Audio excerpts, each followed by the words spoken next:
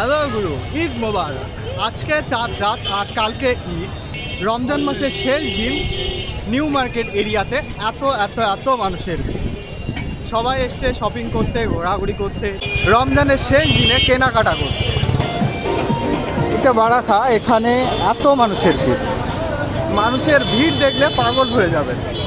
আর চাঁদ রাতে এটা কিছুই নয়।